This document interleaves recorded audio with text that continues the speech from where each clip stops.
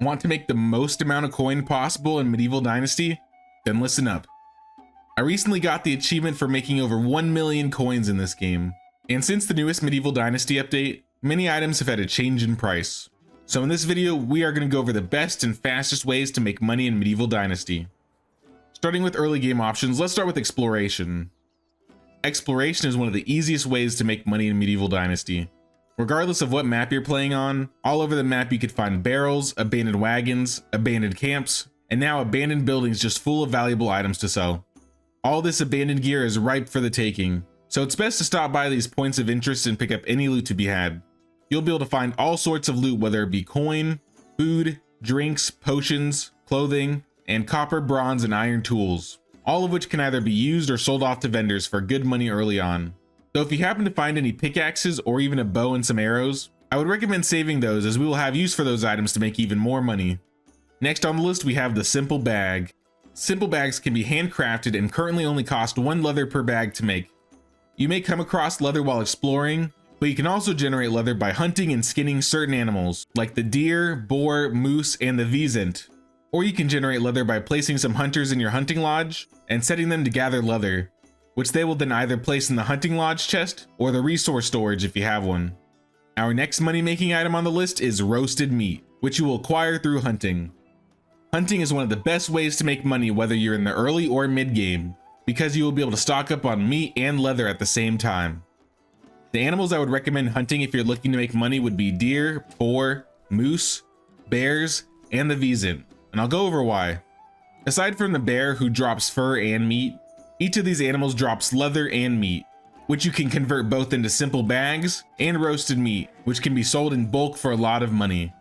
At the time of making this video, wisents were making me an average of 460 coins per kill. So if you're brave enough, I recommend searching out their hunting locations and hunting as many wisents as possible. And the amount of coins generated will go up if you decide to take the careful hunting skill in the hunting skill tree, which will increase the chances of extracting more resources from animals by up to 45%. If you do this trick where you hunt these animals and cook the meat and craft the simple bags to sell, you will be rich in no time. Now let's talk stealing. So unfortunately for the denizens of Medieval Dynasty, stealing has become even more profitable, and considering there is currently not much of a downside to stealing, this might be one of the best ways to get an early start on some coin. You are going to want to be a little sneaky and out of sight when you steal in Medieval Dynasty, because if you are caught, you may lose a bit of Dynasty reputation. It won't tell you if you are hidden or in view, but it's often very easy to break line of sight, and sometimes it's worth losing the Dynasty reputation to simply steal an object from someone. If you're looking around villages, you may notice a lot of items just laying around, and sometimes these items can be pretty valuable. You can also go into people's houses and check their storage chests for a chance to find some extra valuables. Once you do steal or have a collection of stolen goods, they will be marked in red in your inventory as stolen, and you will not be able to sell these items in the village you stole them from. So this means you're gonna have to go to a different village and sell the stolen items there. And if you do lose some Dynasty reputation, it's not the end of the world. It may take you a bit longer to expand your village if you keep losing Dynasty reputation, but if you somehow happen to reach negative 10,000 Dynasty reputation, you will be exiled by the Castellan, which is basically game over. Once you've unlocked the sewing hut and are able to make linen, you can make a lot of money from crafting various types of clothing. I have a couple items I would recommend making. Once you get to the point that you have linen fabric coming in, you can say goodbye to making simple bags and upgrade to making plain old bags, which will double the amount you're making from leather. If you don't play with fast crafting or don't have any linen, crafting shoes may be a better alternative to using your leather. It won't make you as much money as bags, but it's a good alternative depending on your playstyle. Once you have sheep and are generating wool, I would recommend crafting and selling hoods, and eventually upgrading and crafting and selling the long hoods. You can also add fur to these if you have extra fur for slightly more coins. As well as, it's worth mentioning, if this video has been helpful to you in any way, consider dropping a like or a sub. It really helps us out here. Anyways, metal tools are one of the more sought out items in the game, so naturally they are also some of the best ways to make coin.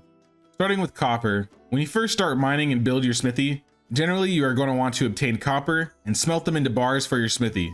Realistically, any copper tools will do, but copper knives make slightly more money at the time being. Once you've unlocked the ability to make bronze tools, you can stop making copper tools as much and start making bronze sickles, since bronze bars require copper and tin to smelt. Honestly, you can't go wrong with making sickles or knives, regardless of the level, but bronze sickles are slightly more valuable than the other tools at the moment, so go ahead and start making some bronze sickles. Once you've unlocked the ability to make iron tools and weapons, iron axes are going to be your best moneymaker. You can still continue to craft bronze tools at this point, since iron is a different resource, but iron is by far the most valuable metal in the game. You could also make iron spiked cudgels if you prefer, but you'll save on logs making iron axes at this time. And just a reminder that these prices may change in the future, so keep an eye on prices and let us know in the comments if anything changes. Generally speaking though, any metal tool will generate you a profit, and crafting knives are a safe bet in any case of price changes. Next we have flatbread. Flatbread is an easy craft, only costing 1 flour and 1 bucket of water. Flour can be crafted in a barn or a quern, costing you either rye, oat, or wheat grain. However, if you've unlocked a mill, you can generate even more flour, so use that building instead if you have it. Once you have crafted all your flour, fill up a bunch of buckets of water and start crafting that flatbread in the kitchen. If you want to spice things up, you could try and make meat pie or multigrain bread, but I find that complicates things more than it needs to, and I'd rather just spend my flour on making flatbread. Ultimately though, the choice is yours. Next on the list we have is cheese. Cheese is going to be a little tricky to make if you don't have goats or cows, but once you've acquired either goats or preferably cows, you can milk them and make cheese. It only takes a bucket of milk and a bucket of spoiled milk to make 10 cheese. And if you take into account that cows can produce over a dozen buckets a day, that's some serious coinage. Definitely make cheese if you have cows or goats to spare. Once you have reached a whopping 10,000 production tech, which should be easy if you're making flatbread, you can create a tavern, which means you'll be able to brew wines, meads, and beers. But we're going to focus on the wine and mead. Wine can be created once you have planted and harvested from an orchard of a certain type. Well, aside from berry wine. Berry wine can be pretty easy to craft if you enjoy picking berries during the summer season, or if you have herbalists set to gathering berries in the herbalist hut.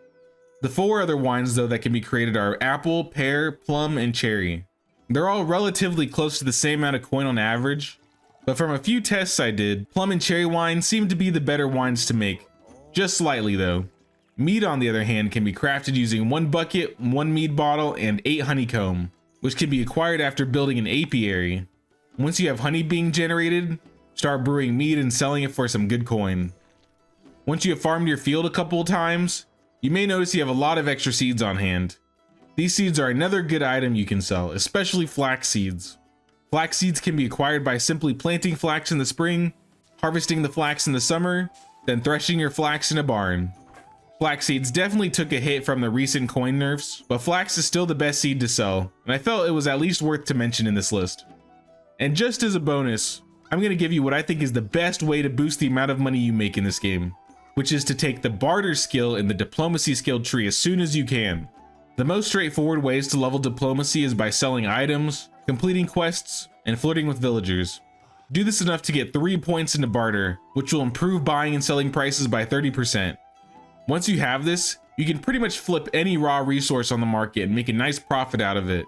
Start buying raw ore from vendors and smelting it into tools to sell, buy out leather and flax to produce bags in the sewing hut, or buy all wheat, rye, and oat grain from vendors to convert it into flour, and make so much flatbread you'll be drowning in it. Anyways, which way do you prefer to make money in Medieval Dynasty? Leave a comment below and consider checking out this video right here for more Medieval Dynasty content. But until next time, thanks for watching and take care.